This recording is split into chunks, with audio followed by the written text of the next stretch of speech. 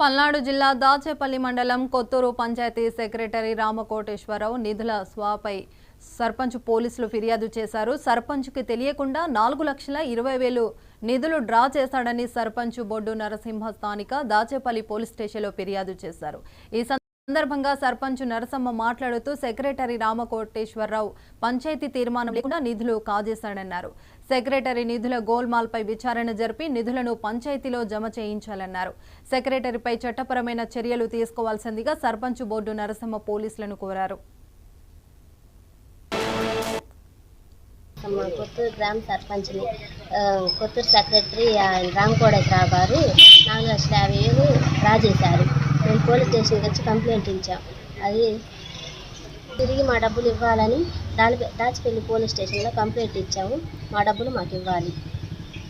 బాణావతి కోటమ్మ, మాది కొత్తూరు గ్రామం.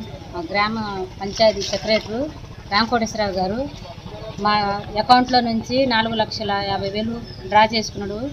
బొడ్డు నరసమ్మకు కానీ నాకు కానీ తెలియకుండా డ్రా చేసుకున్నాడు. అది ప్రజల సొమ్ము. అందుకనే పోలీస్ స్టేషన్లో కంప్లైంట్ ఇచ్చాము. దానికి తిరిగి చెల్లించవలసిందిగా కోరుచున్నాం.